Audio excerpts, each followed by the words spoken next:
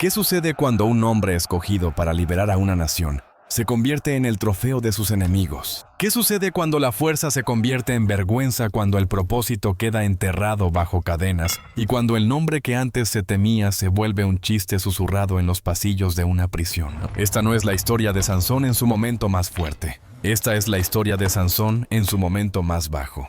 En la prisión filistea de Gaza, el sol todavía sale, pero Sansón nunca lo ve. Está de pie ciego y encadenado empujando una piedra de molino en círculos interminables, día tras día, paso tras paso. El ritmo de la humillación ha reemplazado el ritmo de la victoria. Antes sus manos rompían cadenas. Ahora lo guían como a un animal obligado a servir a la misma gente a la que nació para enfrentar. Los filisteos pasan y se ríen. Se burlan del Dios de Israel. Llaman a Sansón la prueba de que la fe es frágil y el poder es temporal. Para ellos esto no es justicia, es entretenimiento. Entonces se abren las puertas de hierro. Arafa, un caudillo filisteo, entra en la prisión con una lentitud deliberada. Y a su lado camina Dalila. Ella no llora. No aparta la mirada. Estudia a Sansón como un proyecto terminado. Un arma desmantelada con éxito. Arafa lo llama un milagro de derrota. Dalila lo llama un desperdicio de potencial. Nunca fuiste débil, dice ella. Fuiste descuidado. Sansón no dice nada. Pero en el silencio siente algo desconocido rozándole los hombros. Su cabello, volviendo a crecer. No como una promesa, sino como un recordatorio. Un recordatorio de un llamado que abandonó. Un pacto que trató a la ligera. Un Dios en quien solo confiaba cuando la fuerza le obedecía. En ese momento, Sansón entiende algo aterrador. La redención pesa más que las cadenas. Porque las cadenas pueden romperse. La redención debe cargarse. Y en la oscuridad de Gaza, bajo un sol que no puede ver, la verdadera batalla de Sansón, por fin comienza. La ambición de Sansón por descifrar el dominio del enemigo lo llevó directo a los brazos de su deseo y al corazón de su compromiso. Exigió a la mujer filistea Tamar no solo por lujuria, sino porque creía que la cercanía a la élite filistea era la única forma de robar los secretos del motor de hierro. Sus padres le suplicaron, pero la determinación de Sansón era de hierro. Se veía a sí mismo como un estratega militar, no solo como un nazareo. Mientras seguía el rastro de una patrulla filistea cerca del paso de Timna, un león joven estalló desde los matorrales un borrón dorado y violento destinado a terminar su misión. La furia del espíritu descendió sobre Sansón pura y cegadora, despedazando a la bestia con una fuerza terrible y sin esfuerzo. Quedó victorioso cubierto de sangre, una señal innegable del favor divino. Pero la victoria se sintió hueca. Era poder usado para su propia agenda. Días después regresó. El sol había blanqueado el cadáver, pero dentro donde ningún soldado se atrevería a mirar, lo encontró no solo la miel dulce y prohibida, sino códigos y esquemas meticulosamente tallados, arañados en el hueso y el tendón resecos, fragmentos críticos del diseño del motor de hierro de Filistea. Esa era la inteligencia por la que lo había arriesgado todo. Sansón hundió las manos en los restos. En ese acto único y deliberado hizo su elección. Violó su voto nazareo no por probar la dulzura, sino por probar el control. Eligió el resultado, la ventaja militar, por encima de la santidad de su llamado. Racionalizó que Dios seguramente preferiría la liberación práctica de Israel antes que una mera restricción ceremonial. El fin, se aseguró, justificaba la profanación. Sus padres vieron el peligro, vieron la oscuridad reuniéndose alrededor de él, y aún así su temor por su vida apagó su protesta. Mejor un hijo comprometido, pensaron, que un hijo ejecutado por espionaje. Sansón se fue cargando el conocimiento robado y un secreto fatal. Creía que estaba robando el fuego de la tecnología al enemigo, trayendo luz de vuelta a su pueblo. No se dio cuenta de que al extinguir el altar de su consagración estaba desmantelando al mismo tiempo la fuente de su verdadera y aterradora fuerza. El motor de hierro era una amenaza física, pero el arma mayor que acababa de romper era el pacto irrompible con su Dios. El banquete de bodas en Timná estaba destinado a ocultar la tensión detrás de música y vino. pero bajo las risas todos vigilaban a todos. 30 hombres filisteos rodearon a Sansón no como amigos, sino como custodios. Se reían cuando él se reía, bebían cuando él bebía, y escuchaban con atención cuando hablaba. Conocían su fuerza. Lo que los inquietaba era su confianza.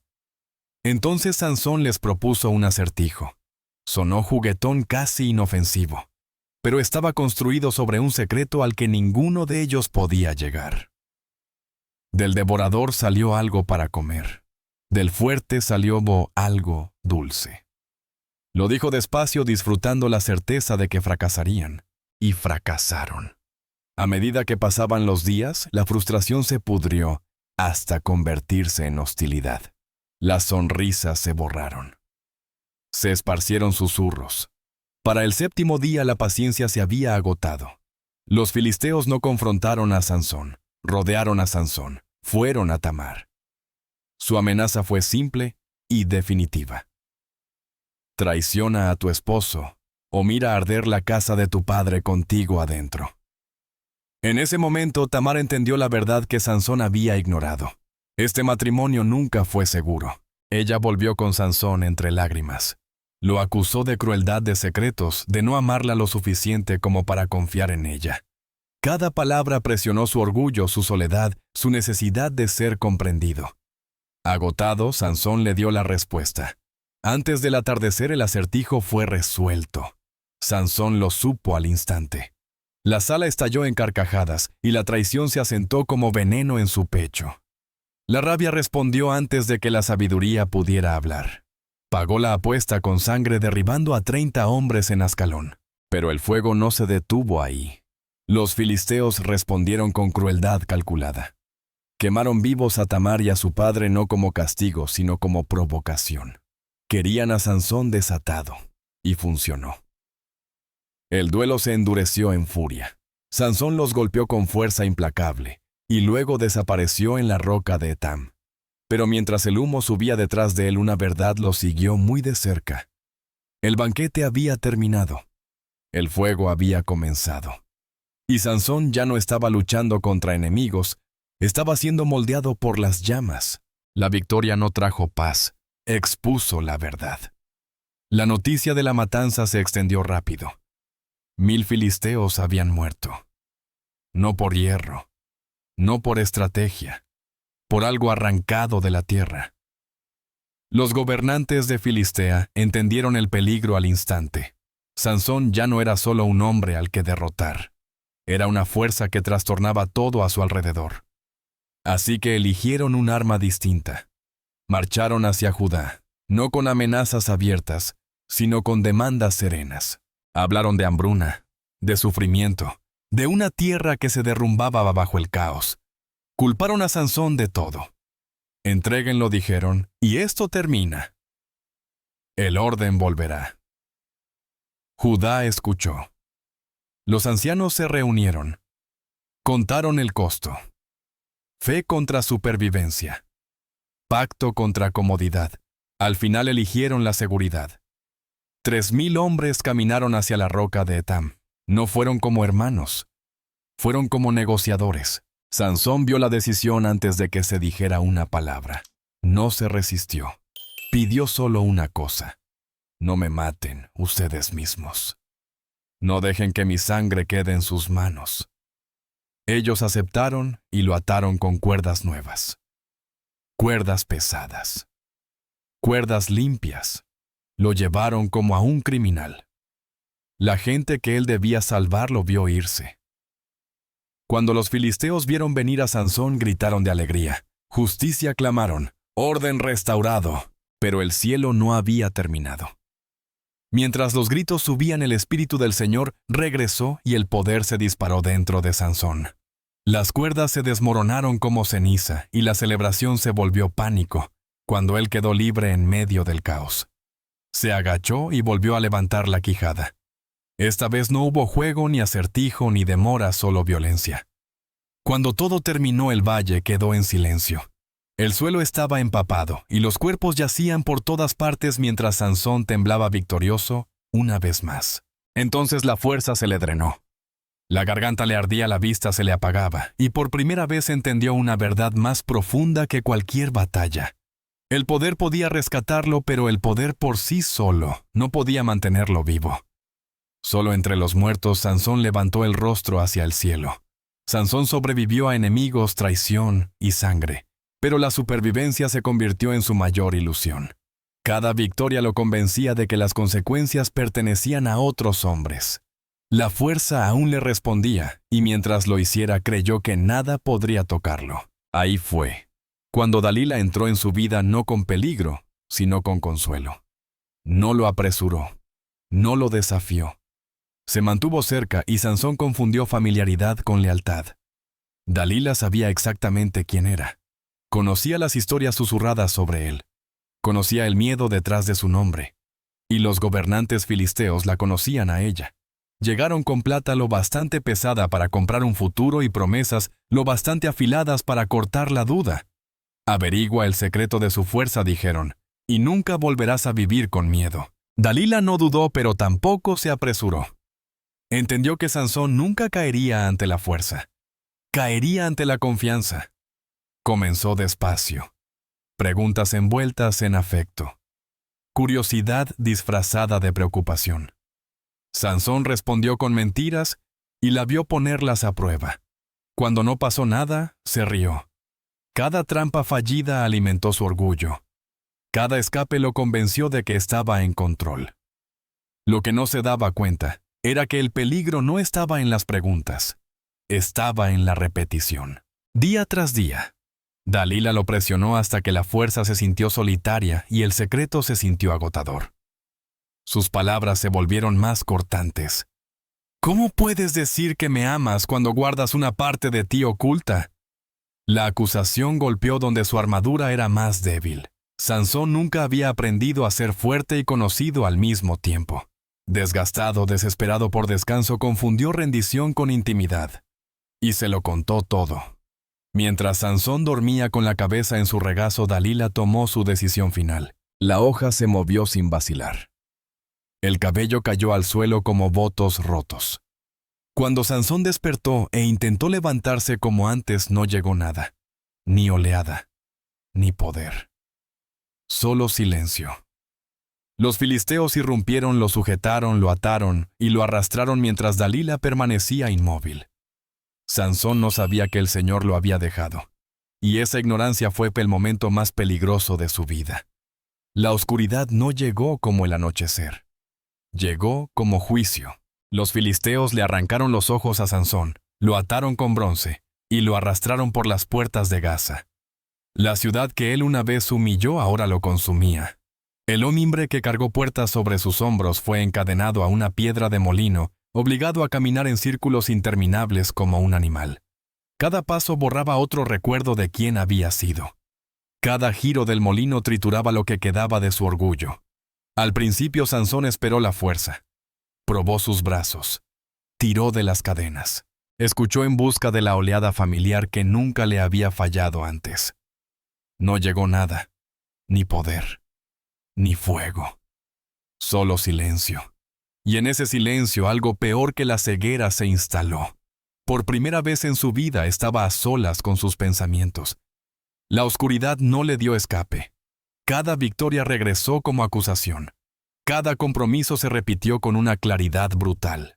Recordó al león, la miel, las risas, la voz de Dalila, el momento en que se lo dijo todo. Y con cada memoria una verdad se afiló. Su caída no comenzó con la traición. Comenzó con pequeñas permisiones que se concedió cuando nadie lo estaba mirando. En la prisión, Sansón oyó una voz en la oscuridad. Un viejo israelita ciego como él encarcelado mucho antes de que Sansón llegara. El hombre oraba en voz alta no por libertad, sino por perdón. Sansón escuchó durante días antes de hablar. Finalmente el anciano le hizo una sola pregunta. Cuando podías ver, ¿para qué vivías? La pregunta golpeó más duro que las cadenas. Sansón no tenía respuesta. La fuerza lo había definido. El deseo lo había impulsado. El propósito siempre había quedado en segundo lugar. Esa noche Sansón se quebró. No con estruendo, No de forma dramática, lloró en silencio mientras el molino quedaba quieto. Por primera vez no le pidió a Dios que le devolviera su poder. Le pidió a Dios que le devolviera su corazón. Ayunó cuando otros comían. Se apartó del consuelo. Reconstruyó el voto nazareo no con ceremonia, sino con obediencia. Día tras día, su cabello comenzó a crecer, pero más importante aún, su reverencia regresó. Piedra de molino tras piedra de molino. Sansón aprendió lo que la fuerza nunca le había enseñado. El poder puede derrotar enemigos, pero no puede salvar el alma. La visión no viene de los ojos, sino de la obediencia. En la oscuridad, despojado de vista, libertad, reputación y orgullo, Sansón por fin vio con claridad. Su llamado nunca lo había dejado. Él lo había abandonado. Y el cielo observó cómo el hombre más fuerte que Israel conoció se convertía en el más quebrado. Porque solo entonces estaba listo para convertirse en el más peligroso, otra vez. El festival de Dagón llenó Gaza de certeza. Miles se reunieron bajo el cielo abierto y dentro del enorme templo de piedra, convencidos de que estaban presenciando la prueba de la superioridad de su Dios. Esto no era solo una celebración religiosa, era un anuncio político, un alarde militar, una declaración de que el Dios de Israel había sido humillado y reemplazado. Entonces trajeron a Sansón, ciego, rapado, encadenado. El hombre que una vez destrozó ejércitos fue guiado como un trofeo. Las risas estallaron mientras los sacerdotes alababan a Dagón y los gobernantes levantaban copas en triunfo. Exigieron entretenimiento, un último espectáculo para sellar su victoria. Sansón escuchó en silencio, midiendo el espacio con cada paso, contando los ecos, sintiendo el peso de miles apretados sobre él. Su cuerpo estaba débil, pero su conciencia estaba afilada. Lo obligaron a combatir no para probarlo, sino para burlarse de él. Un campeón filisteo dio un paso al frente armado con hierro, confiado, sonriendo. La multitud rugió mientras Sansón se movía con cautela, no con fuerza, sino con memoria y disciplina aprendidas en la oscuridad. Peleó brevemente, absorbiendo golpes, ajustándose, soportando. Luego cayó, derribado. El templo estalló en vítores. Para ellos, este era el final. La humillación definitiva de un Dios derrotado y su siervo quebrado. Pero Sansón no había terminado. Mientras yacía sobre el piso de piedra burlado y sangrando sus manos, buscaron el suelo. Sintió los pilares fríos. El equilibrio. El peso que cargaban. El diseño destinado a glorificar a Dagón se volvió claro bajo sus dedos. En ese momento Sansón entendió que su propósito nunca había sido sobrevivir ni vengarse. Era rendirse. Alzó el rostro no hacia la multitud, no hacia sus enemigos, sino hacia el cielo. Su oración no fue ruidosa, no fue airada, fue simple y final. Recuérdame, fortaléceme una última vez, no por mi nombre, sino por tu pueblo. Los filisteos creían que estaban viendo un espectáculo. No se dieron cuenta de que estaban de pie dentro de una oración que reescribiría la historia. Las risas continuaban. La música sonaba. Los pilares permanecían silenciosos. Y el cielo escuchaba. Un silencio recorrió el templo, el tipo de silencio que anuncia el fin de algo inmenso. Sansón se puso entre los pilares, ciego pero firme, las manos presionadas contra la piedra fría, sintiendo el enorme peso de la estructura descansando sobre sus palmas. No oró para sobrevivir. No pidió que su nombre perdurara. Pidió únicamente que su vida rota y desperdiciada por fin cumpliera su propósito. Y entonces la fuerza regresó no como furia, sino como certeza estable y aterradora en su calma. Sansón se inclinó y empujó. La piedra gimió como un ser vivo. El hierro chilló al retorcerse bajo una presión para la que nunca fue hecho. Encima de él las risas vacilaron y luego se quebraron en gritos. El templo construido para exaltar a Dagón comenzó a traicionar sus propios cimientos. El orgullo se agrietó. El poder construido sobre conquista colapsó hacia adentro. El polvo llenó el aire cuando las primeras piedras cedieron. Aún así, Sansón no se detuvo. Se exigió más, derramando cada aliento, cada onza de fuerza prestada en un último acto de obediencia. «Déjame morir con ellos», dijo, no por venganza, sino por determinación. Los pilares se movieron. El techo se venció. Y entonces el templo entero cayó aplastando reyes, comandantes y adoradores, en un solo y estruendoso instante. Lo que debía mostrar la supremacía filistea se convirtió en su tumba. Cuando el ruido se apagó, solo quedaron ruinas. Bajo la piedra hecha pedazos yacía Sansón, el hombre más fuerte llevado a lo más bajo, el hombre quebrado hecho entero.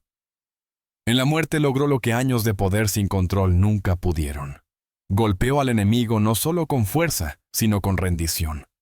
Su victoria final no se midió en fuerza, sino en obediencia. Después su gente vino por él. Cargaron su cuerpo a casa y lo enterraron entre Sora y Estaole, entre aquellos a quienes había nacido para servir. Sansón juzgó a Israel durante 20 años, pero su legado fue mucho más allá de su vida. Su historia permanece como advertencia y esperanza. El llamado sobrevive al fracaso. El propósito sobrevive a la debilidad. La redención espera incluso al borde de la muerte. Sansón no cayó en derrota. Se levantó en significado. Brazos extendidos, vida entregada, cadenas rotas por otros. Y en ese derrumbe final, el cielo declaró la verdad que Sansón aprendió demasiado tarde. Pero por fin vivió. La verdadera fuerza nace solo a través de la rendición. La historia de Sansón nos enseña que la fuerza sin rendición conduce a la ruina, pero el fracaso no cancela el propósito. Aun después de compromiso, pérdida y vergüenza, la redención sigue siendo posible cuando volvemos a Dios con humildad. El verdadero poder no se encuentra en el control, sino en la obediencia. Si esta historia te habló, tómate un momento para darle like a este video y suscribirte al canal. Compártelo con alguien que necesite esperanza hoy. Tu apoyo nos ayuda a seguir dando vida a estas historias poderosas.